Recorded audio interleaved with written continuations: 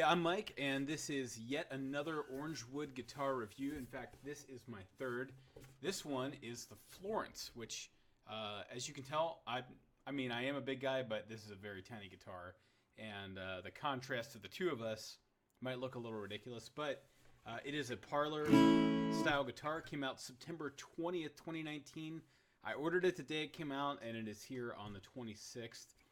Just grabbed it a couple hours ago. And I'm going to do basically my first impressions. Just took it out of the box. It was in tune again, which is kind of bizarre. I don't know how they're doing that. I don't even think they're doing it on purpose. It's just happening. Came with the standard Orangewood padded gig bag full of, it's, who inspected this guitar and how to use the truss rod. This one looks like it's by COW. So, whoever you are, you did a very nice job with the setup. It plays nice. The action seems nice. The one thing I'm going to try to show you here is, maybe you can't see, but the bridge pin heights are pretty inconsistent from string to string. And that doesn't really matter. It's just a little bizarre on a new guitar. But I'm sure those will settle in at some point. It does have the Ernie Ball strings on it, which I think I've mentioned in other videos. I'm not a huge fan. I think it's not as much the fact that they're Ernie Ball, which I kind of said last time. I think I've now realized that it's more about the fact that they are 80-20 rather than phosphor bronze. So a little bright, a little tinny for my taste. And when I put phosphor bronze on my Brooklyn, it changed the sound for the better, and I was a lot happier with it. It has the nicer tuners, which I mentioned in my Brooklyn review. I've never seen any other company do this with kind of the rubberized grip on the turn part and then, chrome backs.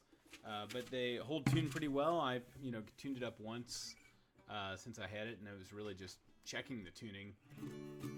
It is very small. It is super light. When I picked up my Orangewood box, I had a small moment of panic because I thought, oh no, they forgot to put the guitar in here. But the entire box with the gig bag and the guitar was right at 10 pounds. And, if you're used to playing, I'm used to playing electric guitars that weigh anywhere between 7 and 12 pounds. And my acoustics typically weigh a little more than that too. So it was kind of a pleasant surprise. It's nice and portable, I guess is the way to say it. They're still using the kind of standard bridge pin down there, which if you're going to put a pickup in it, you just have to expand that a little bit. In fact, I have a pickup, a sound hole pickup ready to go in there. I just haven't decided if I'm going to keep it yet or not, so I don't want to drill into it. I know they're very generous with their return policy, but I figure if I drill a big hole in it, it might be pushing it. So I'm going to leave that alone for now. I do appreciate that they include the second one. I've never really understood the companies who give you one pin down here and then not one there, and you have to edit yourself. I know some people like to use the strap up here, but I think that's stupid. I think it can be bad for the guitar. And I don't like having to drill this hole myself. It just makes me a little nervous, even though I've never had a problem doing it. So I'm going to play it for a little bit here, let you hear what it sounds like. Then I'll give you my thoughts on the sound, the playability, and everything else.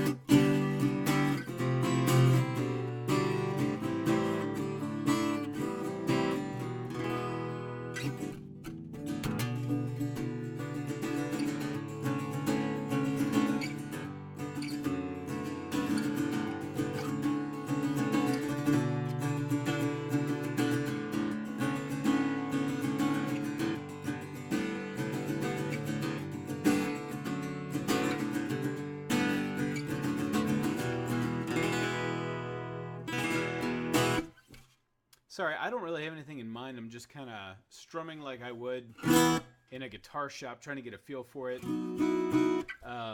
And I am trying to be sensitive to YouTube's copyright laws and not accidentally steal something from a song. So far, mostly because there's been so many bad notes, no one could possibly accuse me of plagiarizing. So the thing I'll say about it is the action is consistent and it's well set up. You know, it's straight across. However, it is just a little high for my taste. If I hang on to it, you know, I'll work on it probably a little at the saddle and try to just lower it just a hair to make it a little more playable, I think.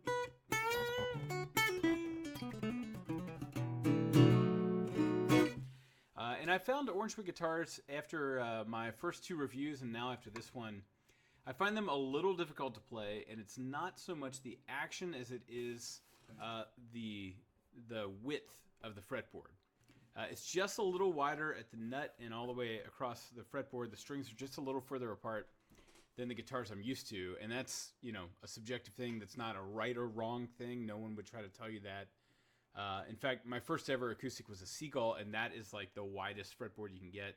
If you move from an electric guitar to a Seagull in 1 gig, you're going to regret it because it just takes your fingers a second to readjust, even if you've been playing one for years. So I play 2 Martins, and I still have my first ever Seagull, and these are definitely further apart in terms of the string width than my Martins, but that's just my preference. I like them a little closer together, and this is clearly Orangewood's kind of signature style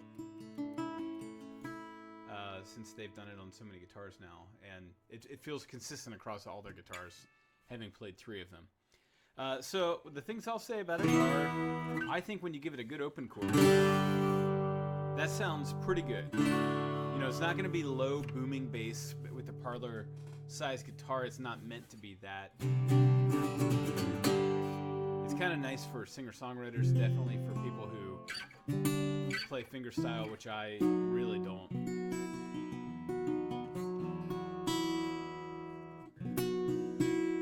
But that's nice clarity. It's very balanced.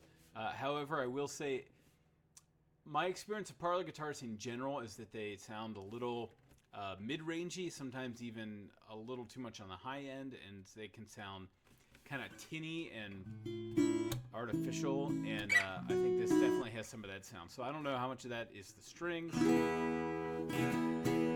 how much is that this is the guitar, but I will say that open chords, in my opinion, sound a lot richer and fuller than barred chords on this guitar.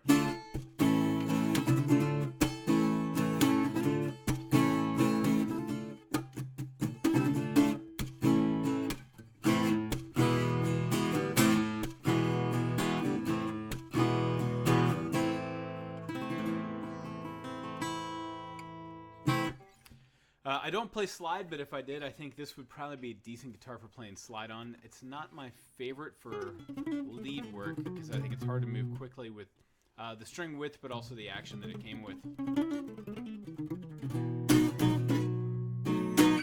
And even if you're trying to do some bluesy bends, I don't find it to be the easiest thing in the world to play, but that's entirely subjective. So to me, if this was the same price as the Victoria was, which I think was $125, which by the way, I'm ordinarily not really a fan of colored, stained, dyed acoustics, but I do think this burst looks very nice, and on a parlor, I think it kind of gives it a vintage look, which is frequently most parlors I've played are vintage, and I believe this is solid top, layered back and sides, kind of the standard deal for your under $200 Orangewood. Yeah, that's pretty much all I have to say about it. I think I'm going to play it for about a week and see if I decide to hang on to it or not. Sorry about that. My free trial software would only let me do 10 minutes at a time, but that seems like a good amount of time to cut this off anyway, so I'll let that just be the end of my review. If you have questions about this guitar, I will have it for at least another week, and I'd be happy to answer questions. especially if there's particular measurements or anything like that you want to check out about it.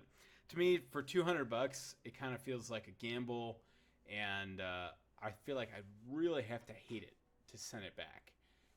And I definitely don't hate it, but it's nowhere near the quality of my Brooklyn. And it's on par with my Victoria, but it's relatively speaking quite a bit more expensive than that. So yeah, I hope this has been helpful. I have not seen any other reviews for the Florence yet, so hopefully I'm not the only one, and that you can get a couple voices weighing in on this. But for now, thanks for watching. Feel free to give me a like, ask me a question, and I'll see you again soon.